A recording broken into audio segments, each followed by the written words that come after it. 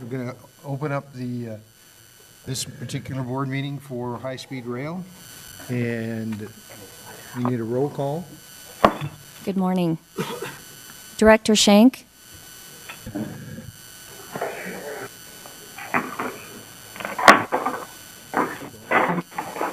Vice Chair Richards? Here. Director Rossi? Here. Director Curtin? Here. Director Paskett? Director Lowenthal? Here. Director Camacho?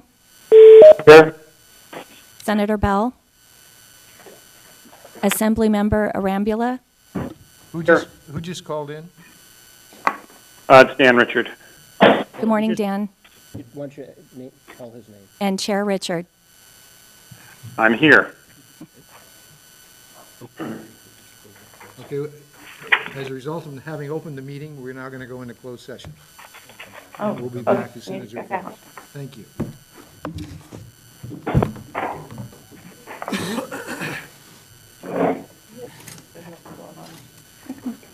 I'll just run it if you want. So I'd like to call the meeting to order. I have to look at the script that the CEO gave me. Hello? Hello. Would you like to call the roll to be sure everyone's on? Yes. Director Schenk? And ask their Here. location. Ask their location. Can you hear me? Because I can't hear Dan or whoever's speaking. It's Mike, and we're going to try again. So you want to start over? And Yes. all right, go ahead. Hi, Director Schenk. And Yes, here. Can you hear me? yes, and can you state your location, please? San Diego, California. Thank you. Vice Chair Richards? Here, Fresno. Thank you. Director Rossi? Here. Director Curtin? Here, Sacramento. Director Lowenthal? Here, Long Beach. Thank you. Director Camacho? Here, Los Angeles. Chair Richard? I'm here in Maine, where it's beautiful and the blueberries are out. Thank you. All one. I don't know, they run very fast. Okay, so let us please now proceed to the Pledge of Allegiance to be led by our CEO. Please stand. Repeat after me. I pledge allegiance to the flag Stay over there. There you go.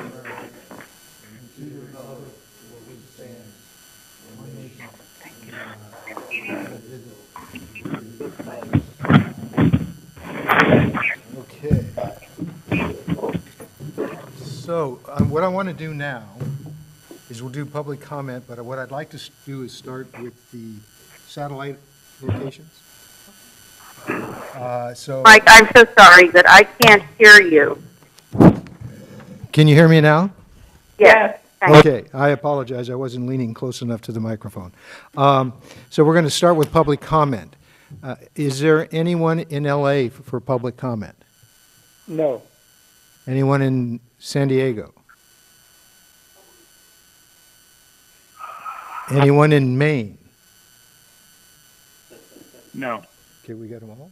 All right, and then we have one, oh, I'm sorry, Fresno. Apologize, Tom. Anyone in Fresno? Yeah, thanks for forgetting that, Mike. So the answer is yes, we do. We have Supervisor Perea Okay. speak. Larry? I'm sorry, Mike, did you say San Diego? I didn't hear. Yes, I did say San Diego. I'm sorry. Did not hear you. I'm so sorry. No, there is no one here. Thank you. Okay, Tom, and Supervisor Correa, if you would please. Yes, thank you for allowing me to speak. And as you know, I've been a long-time strong supporter of high-speed rail, and we're going to get this over the finish line. You know, it's hard to believe that in January of 2013, we awarded this first contract. And from a Fresno perspective, it's great to see construction happening, people going back to work. And just as recently as a week or so ago, we saw the grand opening of an overpass, I believe, Tuolumne. So, I mean, we thank you for your leadership, your vision, and for getting this work done and putting people back to work.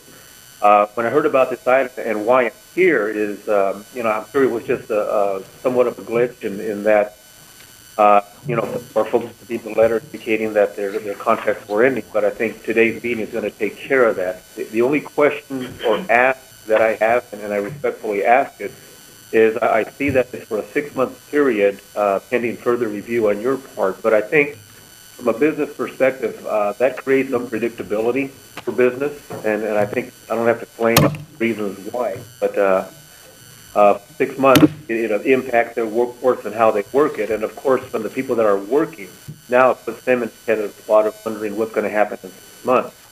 So my request is that obviously you approve this item, but you consider approving it for the duration of the construction contract. And then, of course, if you need to do internal controls, strengthen accountability and review and making sure the project is brought online, that you do that. But I'm asked to maintain the predictability so we continue our progress. Thank you. Thank you, sir. Tom, do you have anyone else? And no, that is all, Mr. Chairman. Thank you. So we will now ask for... Wait a minute, Mike. Oh, I'm sorry. Long Beach. Yes, ma'am. Long Beach. Okay. There are no speakers here. Fair enough. Thank you very much. And in Sacramento, we have one, a Mr. B.J. McCoy.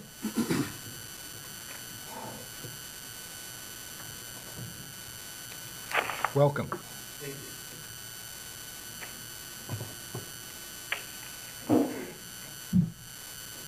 Good morning, Rail Authority members. My name is B.J. McCoy. I'm from McCoy's Industrial Tire. I've also been a spokesperson for the Retread Tire Association, which is in California. And the reason I'm here is because I want to make sure that the Rail Authority and its construction projects is using retreads. And I do want to say that I thank you for the opportunity to speak and opportunity to be heard. I know it's important to the retreaders in California. And I want to say this, I think you've taken on an incredibly awesome project. I think the high-speed rail is going to improve the economy of California.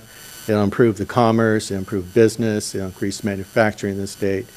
The benefits will so outweigh the upfront costs, it's just immeasurable. And to that end, as you know, other government agencies in the state will be watching and seeing what you do and the procedures you implement and the contracts you write, as well as, the rest of the nation. This will be the instigation of something that'll be copied over the nation and across the world, I'm sure. And to that end, I noticed that the state of California frequently is not meeting its legal obligation to use retreads whenever feasible. Now, I'm from McCoy's Industrial Tire, and we retread industrial tire retreads. Which are solid tires, forklift tires, tires that go on construction equipment. What I have noticed in my years in business is that most California construction projects aren't using retreaded tires. Most procurement officers, when they do requests for bids, don't ask for retreaded tires and don't ask for retread industrial tires. That's often because they don't know that the solid tires can be retreaded and the industrial tires that go on like loaders and forklifts can be retreaded. And they don't know they have an obligation to buy retreads when feasible. Tire retreading, NAICS code 326212 on the index of Environmental Protection Agency is designated as a recycled content product. And I do want to remind you of Public Contracts Code section 12201, which says the legislature finds and declares that as a policy of the state to conserve and protect its resources. The legislature further finds and declares that the use of recycled products produce a result of the superior waste management efforts by the state and local government entities will help conserve resources. It is the intent of the legislature that the state pursue all feasible measures to improve markets for recycled products, including but not limited to bid evaluation preferences for purchases made by the state. So what that says is that your request for bids can require the use of retreads. That's how I interpret that. And I'm here to let you know that the Retread Tire Association and even I would be glad to provide a free public service to the state of California and to those in procurement. Let them know when retreads are feasible and when they're not.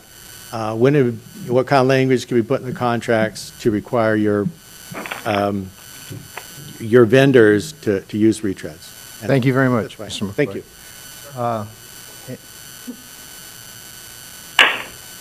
you. Actually, I'm pleased that when I read this, I thought you were going to talk about Dan Richards and me.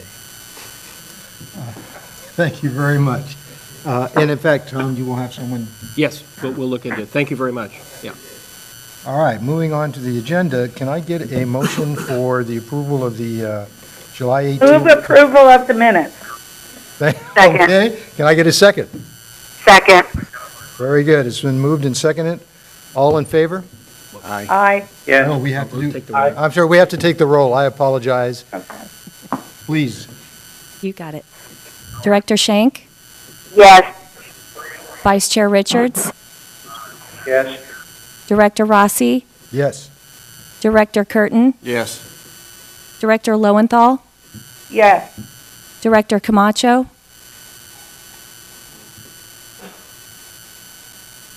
Ernie, are you there? Oh. Okay. Chair Richard. Yes, I am. Yes. I'm sorry. Okay. Dan, you said yes. Ernie, are you voting yes? Yes, I voted yes. Thank you. Okay. Then we're going now on to our favorite presenter, Scott. Item 4. Good morning. Director Rossi, Board of Directors, and Interim CEO for Lens. I am Scott Jarvis, the Authority's Chief Engineer, and I'm presenting an action item in which staff recommends that the Board authorize an amendment to Agreement HSR 1120 with Wong Harris to increase the contract value of this Project and Construction Management Services Agreement, PCM, by $6 million. The civil infrastructure of the Central Valley segment is currently being designed and constructed through 3 design-build contracts. PCM consultants support the authority in the management of the design-build contracts and in overseeing the work performed by the contractors. Construction Package 1 is the first significant construction contract of the high-speed rail program, with construction along a 32-mile stretch between Avenue 19 in Madera County and to East American Avenue in Fresno County. For CP1, the authority entered into an agreement for PCM services with Wong Harris in May of 2013 for a not-to-exceed amount of $34.2 million. The PCM services agreement is a professional services agreement with selection based on qualifications of the PCM and its staffing resources as opposed to low bid. Payment is made based upon an actual cost basis. This request to increase the PCM contract value is necessary because the expenditure rate for PCM services has been higher than was originally anticipated, and the current budget is no longer adequate to complete all the necessary PCM services. The expenditure rate for PCM services has been higher for 3 primary reasons. 1, the acceleration of the design-build contract work to complete the work within the current contract completion date, thereby necessitating more concurrent work activities at numerous locations. 2, the increase in value of the design-build contract that the PCM is managing and the corresponding design-build work the PCM is overseeing, especially related to utility relocation work and the northern extension added to the design-build contract. And 3, the additional scope of the services that the PCM has been directed to perform.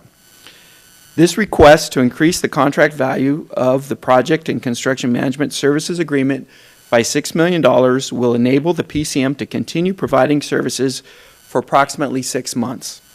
This will allow time for the authority to complete rebaselining of its master program schedule and fully consider the available options to most effectively and efficiently provide PCM services for the program, including for the remaining duration of CP1.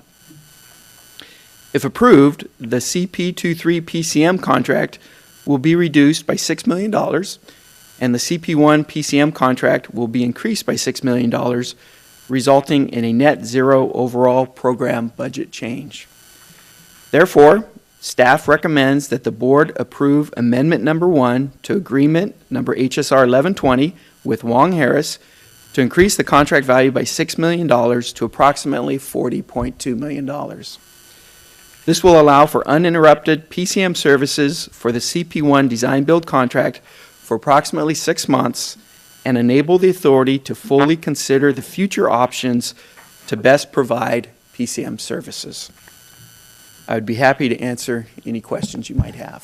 Thank you, Scott. I'd like to do this way. I'm going to go to each location if there are any questions. Are there any questions in Long Beach?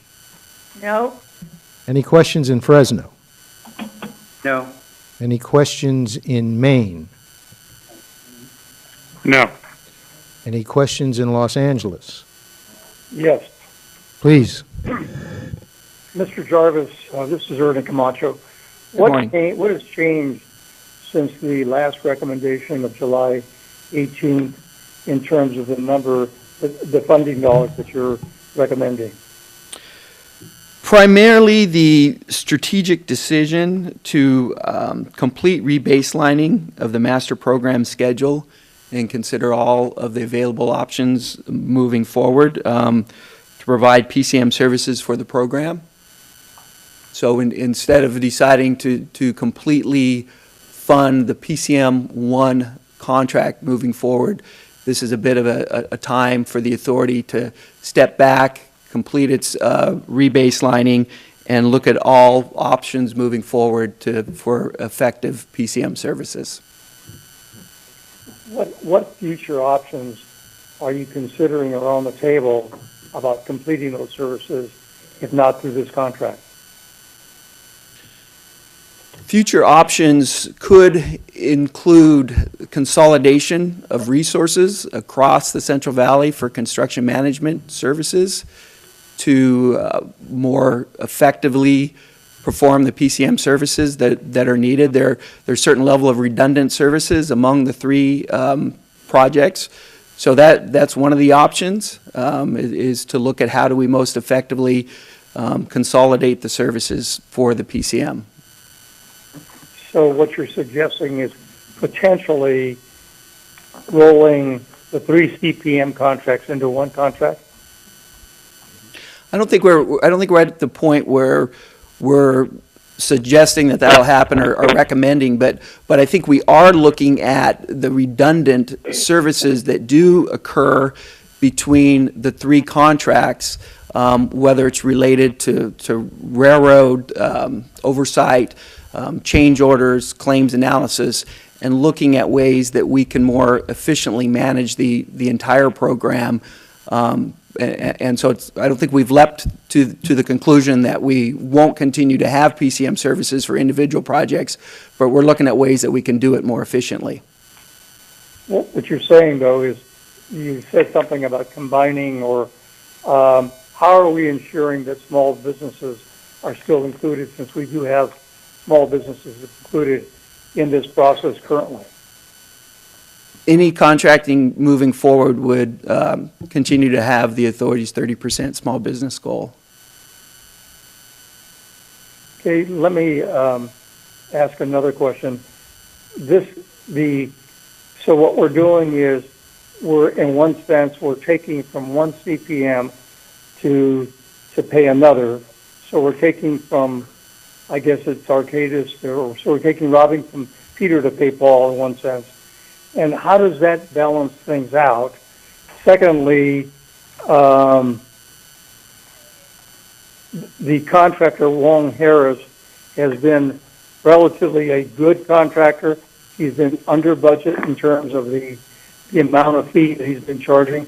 I understand that he's running at an average of 5.4, and if in fact we funded him to the entire amount that was recommended in July, he would be running under 5%, which is under the standards of California in this industry, or national standards.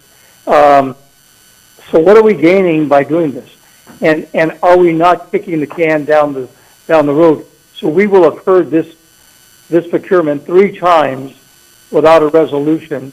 So we was on the agenda July 16th. It's on the agenda today. So it'll be on the agenda again on the 6 months from now without any adjudication. What we would be gaining is the opportunity to consider the available options to move forward, to allow time for the rebaselining of the master program schedule, and also further analysis of the options moving forward. So that's really what we'd be gaining is the time to do more thorough analysis before we decide exactly how we're going to move forward with the PCM services for the program. So also, so we're going to impact CP1. We will impact CP2 by taking $6 million from them. So we've created an additional problem. Well, in CP2, which we'll have to solve at some later time. Yeah. On CP23, what we're looking at is efficiencies. One of the areas that we're looking at efficiencies is in the independent checking engineer, independent site engineer, ICE, and ways to more effectively do those design and construction reviews by focusing on the more critical elements of design and construction. We're also have incorporated a program-level construction services group within the Central Valley that, from the authority and RDP standpoint, provides some of the efficiencies that I mentioned regarding eliminating redundancies between the three CPs. So that is how we would be able to more efficiently administer the CP23 contract and allow those funds to be transferred to CP1. Can you assure us that we are not putting CP1 at risk by pushing it out further?